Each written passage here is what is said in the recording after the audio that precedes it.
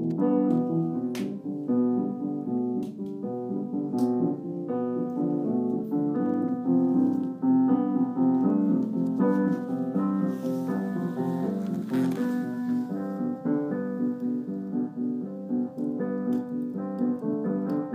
Francis. Bonjour Zélie.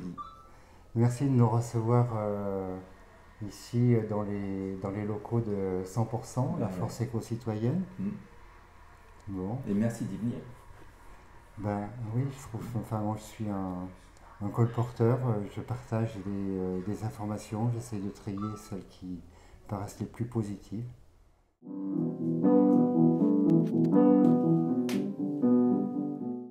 Écoute, en fait, qu'est-ce que c'est la société aujourd'hui quand on regarde au niveau géopolitique ce qu'est le monde? La société aujourd'hui, c'est un nombre très restreint de gens très riches qui possèdent 100% des richesses du monde, enfin 95% des richesses du monde. Il y a à peu près 5% aujourd'hui de l'humanité qui possède 95 ou 97%, enfin les chiffres c'est de cet ordre-là, de la fortune mondiale. Voilà. C'est donc pas très équilibré. Qu'on puisse dire. Et ça pose des problèmes. Et le premier problème, c'est l'implication de ce que j'appelle la plutocratie, c'est-à-dire le gouvernement des riches, sur la vie du monde. C'est-à-dire que il a fallu du temps à la conscience autonome de l'être humain pour se reconnecter avec la conscience écosystémique. Souvent, je dis que qu'est-ce que c'est que l'intelligence finalement, qui souvent est l'organe de la connerie. Pourquoi? Parce qu'elle fonctionne de manière autonome, donc pas connectée avec le reste du monde. Mais c'est quand même dingue, c'est un petit peu, c'est comme si je te donnais une machine à café en pièces détachées, sans que je te donne le plan pour la construire, sans que je te dise à quoi ça va servir, et sans même que tu saches que le café existe. C'est ça finalement. On s'est retrouvé avec ça, avec une conscience autonome, déconnectée de manière, dans sa conscience, de la conscience universelle du reste du monde, et on a été obligé de se défendre avec ça. Tu sais comment est-ce qu'elle apparaît la conscience chez l'être humain, la conscience autonome? Par déblocage ici, par atrophie des muscles maxillaires, qui donc ont permis ici au lobe développant l'intelligence de se développer à l'intérieur d'un crâne qui tout d'un coup n'a pas été tendu par les fixations de la mâchoire. Tu vois, c'est ça. Et la langue qui s'est réduite à ce moment-là, qui était capable de proférer les sons intelligibles, etc., qui s'est connectée avec ce développement des lobes-là. Et ça, c'est venu comment? C'est venu par mutation génétique suite au croisement entre plusieurs hominiens, comme ça, tu vois, comme un caniche qui va se croiser avec un berger allemand, et ça va faire ce qu'on appelle un bâtard. C'est quoi? C'est une mutation génétique, ok? Ben là, il y a eu une mutation génétique qui aboutit finalement à l'affaiblissement d'une espèce. Physiquement, elle s'est affaiblie parce que la mâchoire, c'est quand même ce qui te sert à te défendre, à te battre, à tuer, à manger. Donc cette espèce est affaiblie, mais en fait, elle a développé ici dans son esprit des ressources qui lui ont permis de s'organiser justement pour se défendre. Et en même temps, ce développement-là, qui n'était pas celui des autres animaux, a coupé cette espèce vivante des autres êtres vivants et du monde végétal et de tous les mondes vivants. On s'est coupé, et on a été coupé par cette mutation génétique. Et après, il a fallu se débrouiller avec ça. Et l'homme, il est donc devenu polluant, parce que déconnecté, coupé du monde, voilà. Et il a été créé comme ça par l'écosystème. Très certainement pour établir ce fameux point de rupture avec le point d'équilibre qui va créer le mouvement. Donc, il a fallu du temps, finalement, pour que l'accession à cette intelligence autonome permette finalement à l'être humain de reconstituer la connaissance de son propre fonctionnement et de ce qui est finalement, de ce qui le relie à l'ensemble de la nature qui a procédé à sa création. Et aujourd'hui, on sait quoi? On sait exactement ce qui est bon pour notre espèce et ce qui va la détruire. On le sait maintenant. Notre intelligence nous a permis d'accéder à cette connaissance. Et le sachant, ce qui est dingue, c'est que alors que n'importe quelle espèce vivante dans le monde, à partir du moment où elle a identifié de manière collective un danger, va se prémunir contre ce danger et va se défendre contre ce danger, la nôtre, elle ne le fait pas. C'est-à-dire que l'être humain, il a conservé son instinct de conservation individuelle et il a perdu son instinct de conservation collectif. Et pourquoi il le perd? Parce qu'il y a une caste humaine qui s'appelle la plutocratie. Les plutocrates, les riches, eux, ils pensent que l'argent, ça va les sauver de leur disparition, tu vois. C'est après nous le déluge. Ils pensent que parce qu'ils ont de l'argent, même si c'est la fin du monde, eux, ils vont s'en sortir, tu vois. Et ces gens-là, ils sont un petit peu dérangés par l'accession à la conscience de ce monde précaire, de plus en plus précaire et de plus en plus intelligent. Et ces gens-là, à un moment donné, ils peuvent même arriver jusqu'à se sentir vraiment très menacés au point de se demander s'il ne serait pas opportun d'en finir avec les pauvres, non? C'est dangereux, les pauvres, quand ils sont très nombreux et très intelligents, non? Oui, c'est dans l'air. Oui. Et moi, je pense que c'est ça aujourd'hui, c'est à ça qu'il faut s'intéresser. C'est pour ça que 100% est pour moi très fondamental et primordial justement dans la réflexion que chacun doit avoir sur le plan à la fois philosophique et politique. C'est que finalement, cette société des plutocrates, ce qu'elle nous propose, qui est en fait deux choses qui ont l'air comme ça antithétiques, mais assez semblables. D'un côté, la société para- ou pseudo-collectiviste qui dit l'État providentiel doit prendre en charge l'individu, en le déresponsabilisant, en le désocialisant. Hein? Et l'autre société qui dit finalement le bonheur c'est la croissance, c'est l'hyperconsommation, tu ne peux pas être heureux si tu n'as pas un écran Full HD, si tu n'as pas le dernier portable qui est sorti, tu vois. Cette espèce d'obsession, de névrose de la consommation que nous prônent les sociolibéraux de type Macron ou Hollande comme étant le secret du bonheur. En fait, c'est assez semblable ces deux types de sociétés-là. C'est des sociétés où tu n'es pas maître de toi, comme de l'univers.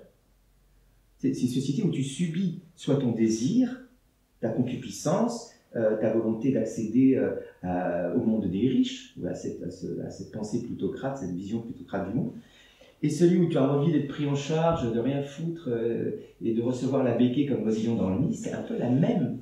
Finalement, c'est la même conséquence, c'est-à-dire que ça fait de toi un être qui subit l'existence, au lieu de faire de toi un être qui vit ton existence de manière responsable, co-responsable, autonome, solidaire, humaine.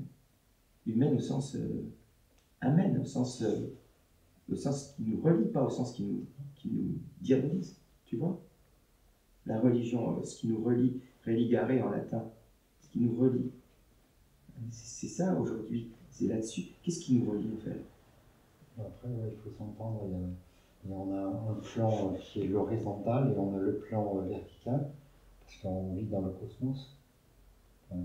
Et donc, la reliance, justement, c'est la reliance peut-être avec des plans supérieurs, avoir les pieds dans la terre, naturellement, mais c'est une reliance quand on trouve justement au sein de son cœur, on trouve une dimension, on a envie de la partager.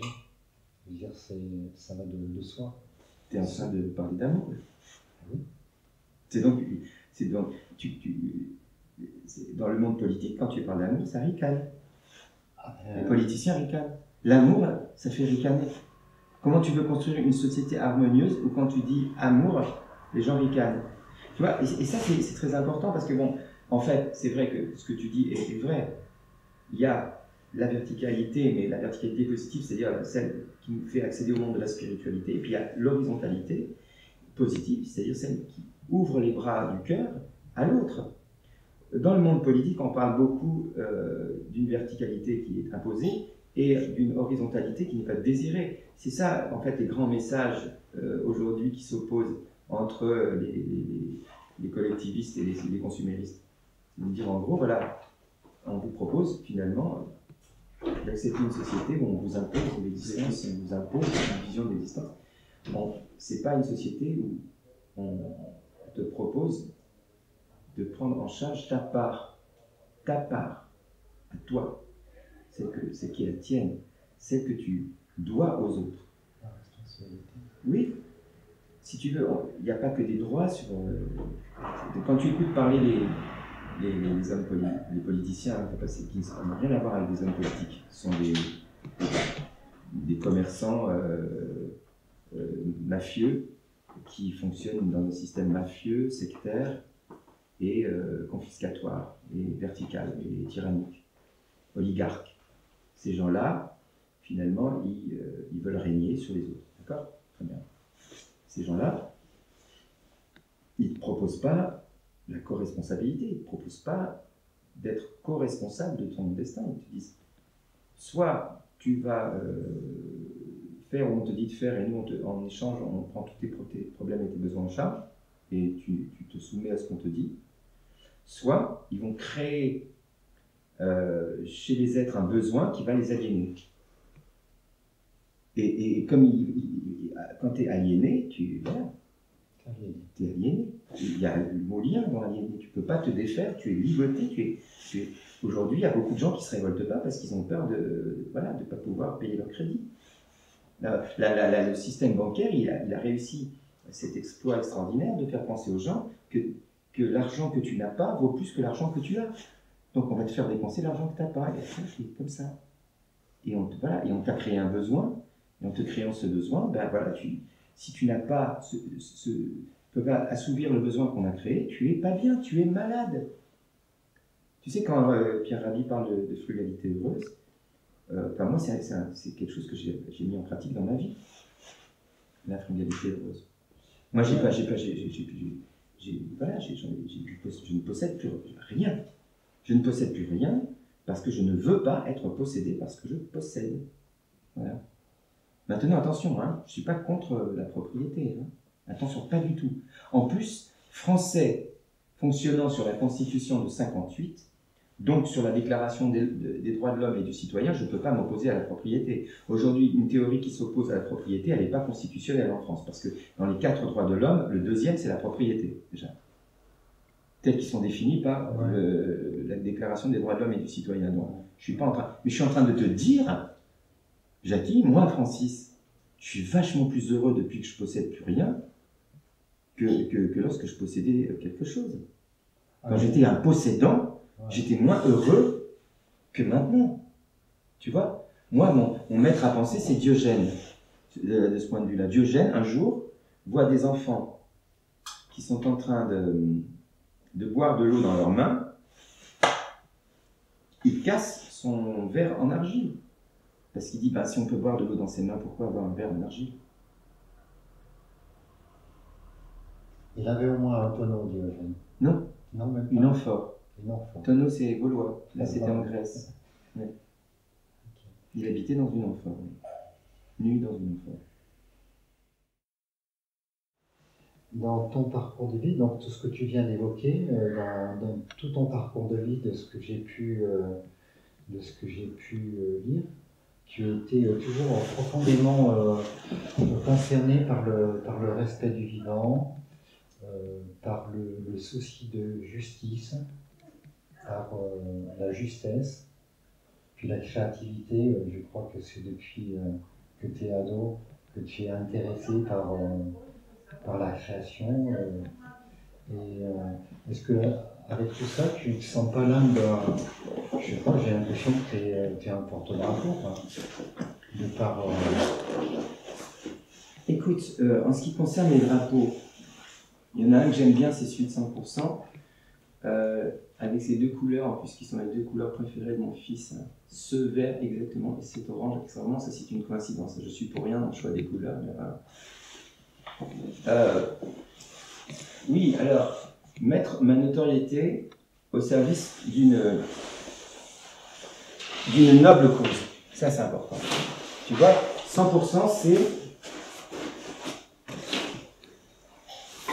577 personnes, candidats, qui sont portés par 28 mouvements, d'accord, qui se sont fédérés autour de l'Alliance écologiste indépendante de Jean-Marc Gouvernatori, et que j'ai cofondé avec lui il y a quelques années, et qui l'a mené, lui, jusqu'au financement, à l'accès au financement public. Et en fait, si tu veux, mon rôle, aujourd'hui, c'est de faire en sorte que, grâce à ma notoriété, ils aient la possibilité d'accéder à la parole, d'accéder au débat public. qu'il aurait confisqué par le système partisan, sectaire et mafieux qui règne aujourd'hui sur la République, comme les aristocrates régnaient sur le peuple français avant la Révolution française. Ouais. Mon rôle, c'est d'essayer avec eux de prendre la Bastille, c'est-à-dire de rentrer dans l'Assemblée nationale et de rendre au peuple sa souveraineté. Car article 3 de la Constitution de 58, la souveraineté, il est dit, la souveraineté nationale appartient au peuple, qu'il exerce par ses représentants et par voie de référendum. D'accord ? Qu'il exerce. Article 2, l'esprit de la République, c'est le gouvernement du peuple, par le peuple, pour le peuple. Pas des partis, par les partis, pour les partis. Le but de toute société politique, c'est de garantir la Constitution et c'est de donner aux gens du bonheur. Ça, c'est le préambule de la Constitution, de la Déclaration des droits de l'homme et du citoyen. Article 4. Les partis et groupements politiques concourent à l'expression du suffrage et pas confisquent le suffrage aux citoyens. D'ailleurs, article 3, aucune section du peuple ou aucun individu n'est fondé à s'attribuer l'exercice de la souveraineté nationale. C'est écrit dans notre Constitution. C'est exactement le contraire qui se passe.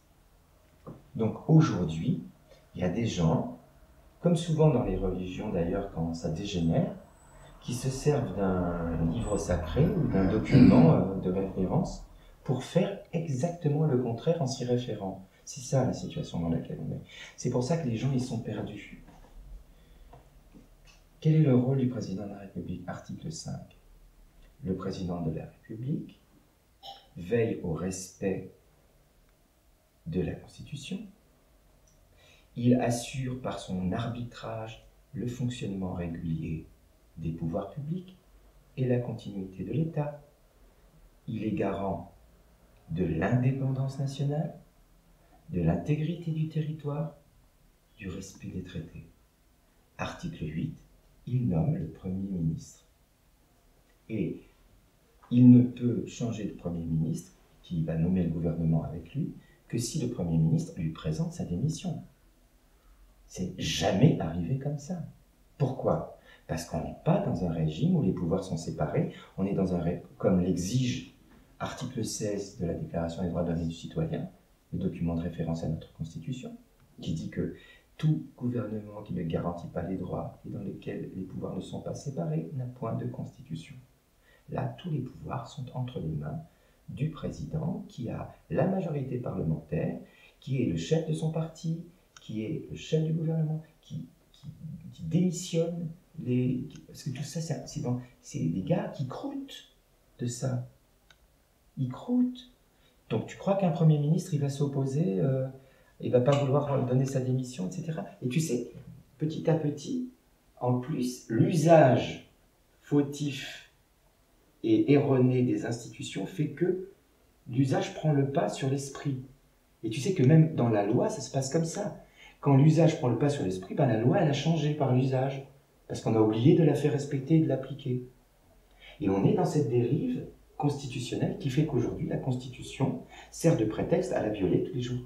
Tu sais, quand, en 2005, je crois, Nicolas Sarkozy, à l'époque président de la République, décide d'annuler la volonté du peuple exprimée par référendum sur le refus du traité constitutionnel en utilisant pour ça le vote de l'Assemblée, c'est-à-dire des élus du peuple, quand il décide finalement de faire ça et qu'il fait valoir finalement que la volonté du représentant du peuple prévaut sur la volonté du peuple, il met un terme à la République. Il met un terme à la République. Parce que lui, son rôle, c'est de veiller à l'indépendance nationale. Son rôle, c'est de veiller au respect de la Constitution, c'est pas de la violer. Et quand en plus il fait valider la modification constitutionnelle qui lui permet de faire ça, par les deux assemblées, dans les deux assemblées, tu as environ 60, enfin, il y a en tout cas, oui, 60% du Sénat qui n'a pas de mandat pour le faire, puisque les élections municipales n'étant pas terminées, il y avait des sénateurs qui étaient là au-delà de la durée de leur mandat. Alors, quand ils sont élus pour une durée, ils ne sont pas élus, ils n'ont pas le droit d'exercer au-delà de la durée de ce mandat. Donc, tout ça est une violation permanente des institutions de référence, hein, c'est-à-dire des institutions auxquelles se réfèrent les menteurs qui nous gouvernent. Et nous, il faut quand même dire la vérité, on oublie juste la chose importante et essentielle, on est responsable de ça. C'est nous, le peuple français, nous sommes responsables de cette situation puisque nous la tolérons alors qu'elle est intolérable. Et quand Pierre Rabhi, que je cite beaucoup aujourd'hui, que j'aime infiniment, et que nous aimons tous, nous expliquait en son temps qu'il était temps pour nous tous de faire valoir l'insurrection des consciences, il avait raison.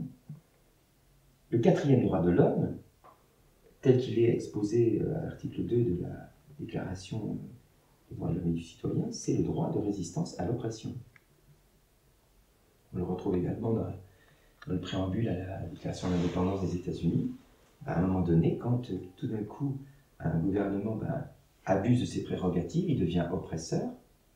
Et quand il devient oppresseur, c'est non seulement le droit de l'homme, mais son devoir, le devoir du citoyen, de s'opposer à ce qu'il soit maintenu au pouvoir. Et il faut le chasser du pouvoir. C'est ce que le peuple français ne s'est pas encore résolu à faire, parce qu'il ne s'est pas encore résolu à changer de paradigme. Et nous, à 100%, on souhaite d'en finir avec l'ancien paradigme, et on souhaite pouvoir faire basculer la société française dans le nouveau paradigme. Voilà. Ouais, quelles sont justement les lignes forces de 100%? Les lignes forces de 100%, déjà, c'est de ne plus s'inscrire dans le principe idéologique, mais dans le principe idéal. C'est-à-dire, en fait, on est peut-être des idéalistes, mais on préfère l'idéalisme à l'idéologie. Parce que de toute façon, l'utopie d'aujourd'hui, c'est la réalité de demain, et tous les systèmes tyranniques sont tombés dans l'histoire. Tous les systèmes ont changé, le monde n'a pas toujours été tel qu'il est aujourd'hui. Donc il n'y a aucune raison qu'il soit demain comme il est aujourd'hui. Ça peut encore changer. Et nous, on pense que ça doit changer. Et nous, en fait, on n'est pas dans ce système partisan et politicien, on est un groupement politique, on n'est pas un parti politique, et nous, on ne fonctionne pas sur le consensus, on fonctionne sur le désaccord. Nous, c'est le désaccord qui nous unit. Nous, c'est le désaccord qui crée le mouvement pour nous, parce que justement, en confrontant nos points de vue différents et divergents, on peut créer la convergence par j'allais dire, l'adhésion de l'un à l'idée de l'autre, pas par l'accord consensuel de la pensée unique. Il n'y a pas de pensée unique chez nous, et il n'y a personne qui dit qu'il a la solution chez nous, il n'y a pas de magicien chez nous. Il n'y a pas de magicien, il n'y a pas d'homme providentiel ou de femme providentielle chez nous. Il y a des gens qui cherchent et qui trouvent ensemble. Ouais, tu sais, c'est un peu de responsabilité, que chacun, finalement, se responsabilise. La co-responsabilité. C'est ça. Oui. Okay. Tu sais, faire gaffe à la démagogie, hein, là on est dans un piège démagogique, c'est-à-dire que tu vois aujourd'hui les candidats qui dans les sondages sont les plus hauts, c'est ceux qui promettent le plus de trucs intenables, qui font le plus de fausses promesses, hein, des promesses qui ne peuvent pas tenir. Sur le papier, ils ne peuvent pas les tenir. C'est tout ce que les gens ont envie d'entendre. Alors, tu as des gars qui sont là, voilà, ils essayent de savoir un peu ce qui ne va pas, et ce que les gens ont envie d'entendre. Puis ils vont voir les politiciens en question, ils leur disent voilà, parle de ça, promets ça, c'est ce que les gens veulent, hop. Et le gars, dans son discours, il n'en a rien à foutre, lui. Lui, son problème, c'est pas les gens. Lui, c'est de se faire élire. Et il y a une machine qui coûte en plus énormément d'argent. Il y a des millions d'euros dépensés pour mentir aux gens, pour faire fonctionner la machine du mensonge, et pour empapaouter et enfumer la conscience collective. Et ça coûte énormément d'argent. Tu as des professionnels de la démagogie, des professionnels de la démagogie efficace, la démagogie qui empapaoute tout le monde, qui enfume tout le monde, et qui fait voter les gens de bonne foi pour un gars qui n'a absolument aucune solution à nos problèmes, mais qui fonctionne sur des promesses qu'il ne va pas tenir. Et on continue, et on continue, et on continue, et on continue à voter pour ces gens-là. Donc, à part à nous-mêmes, à qui veux-tu qu'on s'en prenne? Enfin, c'est pas... Nous sommes responsables de ça. Et tu vois, nous, à 100%, on essaye de faire de la pédagogie, d'opposer la pédagogie à la démagogie. On va comparer. Si on ne peut pas vraiment présenter des candidats comme on le voudrait, on va comparer. On va dire, voilà, lui, il promet ça, ça, c'est pas possible pour telle et telle raison. Lui, il promet ça, ça, c'est possible que si on fait ça, ça et ça et ça. Et on va essayer d'introduire dans le débat un principe pédagogique et impartial. Juste pour qu'on sorte de la désinformation, qu'on sorte de l'enfumage et qu'on rentre dans la compréhension réelle des dossiers. Parce qu'il y en a des dossiers. La France s'endette de 300 000 € par minute. Par minute. Ah oui, j'ai vu le compteur sur le site de 100%. 100%. Oui. C'est impressionnant. Oui. Là, depuis qu'on parle, à chaque minute, la France est endettée de 300 000 €. Tranquille, hein. Le mec qui a fait ça, il va partir avec 36 000 € de retraite. Tu crois que franchement, ça vaut 36 000 € de retraite, la merde dans laquelle il nous a mis? Le gars, il va partir, il est jeune en plus. T'imagines si Macron est élu, dans 5 ans, il est à la retraite, il va partir avec ses 36 000 €, cool. Le mec, il nous aura encore plus enfoncé avec son social-libéralisme bref, Francis, ne dis pas de gros mots. Le gars, à 38 ans, non, il en aura... 43. À 43 ans, le gars, il part avec 40 000, tranquille, dans la poche, pris sur l'argent du contribuable, sur l'argent de nos impôts, tranquille. Il nous aura fait passer l'endettement de 96% à peut-être 200%. On ne sera plus à 2200 milliards, mais on sera peut-être à 3000 milliards d'euros de dette, etc., etc. Et lui, il va partir avec ses 40 000, tranquille, lui. Il s'en fout, lui. Là, c'est la belle vie pour lui.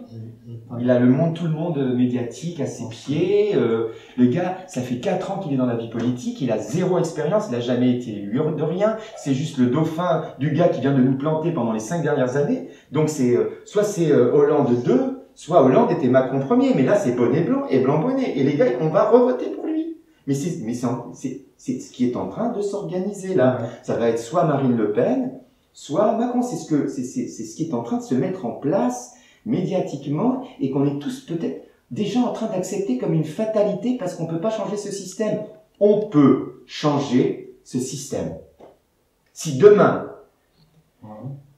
les Français, au lieu de voter pour les sbires, les apparatchiks des tyrans oligarques actuellement au pouvoir, votent pour les membres de la société civile se présentant comme candidats à la députation et représentant 100%, on va rentrer dans l'Assemblée nationale, constituer une majorité et changer le paradigme. Et ça, ce que je te dis, ça n'est pas de la science-fiction. Ça, c'est possible. Il suffirait que les Français arrêtent de se faire laver le cerveau par les politiciens au pouvoir et tout d'un coup décident que l'impossible est possible et décident de changer les choses en changeant le système. Exactement. Voilà, c'est quelque chose de possible. Mais nous, 100%, on ne peut pas le faire, nous, ça. Tout ce qu'on peut faire, c'est proposer une alternative à la politique politicienne, au pouvoir tyrannique, sectaire et mafieux des politiciens actuels, et financé par la plutocratie responsable de la dérive du monde vers son chaos. Ça, c'est possible. C'est encore possible. Mais ça ne sera pas très longtemps. Parce qu'il ne faut pas croire. Là, il nous voit venir. Il nous voit venir. Là, on le voit, le peuple qui se soulève. Là, on le sent, le peuple qui se soulève. Ils vont trouver des solutions. Ils vont encore plus verrouiller par-ci, verrouiller par-là, fermer les institutions, empêcher celui-là de s'exprimer, tuer celui-là, flinguer celui-là, confisquer son boulot à celui-là, couper le micro à celui-là. Tu crois qu'ils vont se laisser faire? Et c'est maintenant là, c'est maintenant là. Là, tout de suite, là. Si les gens, ils en ont marre qu'on leur mente, s'ils en ont marre qu'on les prenne pour des cons, c'est maintenant. C'est maintenant. Où? J'ai presque envie de dire jamais, même si nous on se battra jusqu'au bout. Ouais. Ok, en chantant, heureux, comme dans la chanson de Léo Ferré, joyeux. Et c'est pour ça qu'ils sont toujours debout. C'est un appel à voter pour les 577 candidats de 100% au moment des élections législatives. J'ai envie de dire aux gens, qu'est-ce que vous avez à perdre? Qu'est-ce que vous avez à perdre? Regardez dans quelle merde vous êtes aujourd'hui. Qu'est-ce que vous avez à perdre à essayer la société civile, à oser la société civile? Qu'est-ce que ça va vous enlever? Est-ce que ça pourrait pas vous donner un supplément de chance? Est-ce que ça pourrait pas rééquilibrer les forces politiques? Est-ce que ça pourrait pas rétablir la vraie démocratie dans notre pays? Est-ce que ça pourrait pas mettre fin à l'oligarchie actuelle? Est-ce que ça pourrait pas mettre fin au gouvernement mafieux de la secte partisane? Parce qu'ils sont tous d'accord entre eux. Ils sont tous d'accord entre eux. C'est un système mafieux. Voilà, toi tu as droit à cette rue, moi j'ai droit à cette rue. Toi tu as droit à ça, moi j'ai droit à ça. Et on se partage le gâteau. Et on se partage la vie des gens. Et toi tu trimes, tu peux pas boucler tes fins de mois et eux ils se régalent. C'est comme s'il y avait des aristocrates, tu vois, du temps de la Révolution française qui s'est finie de manière regrettable dans une boucherie sans nom. Mais on n'est pas obligé d'aller dans la boucherie. Il suffit par un simple vote. Il suffit par un simple vote de mettre ces gens au pied du mur et de leur dire c'est fini. Vous avez fini de jouer avec nous, on va reprendre notre destin en main, nous la société civile, nous le peuple français, on va reprendre ce qui est à nous, notre souveraineté nationale.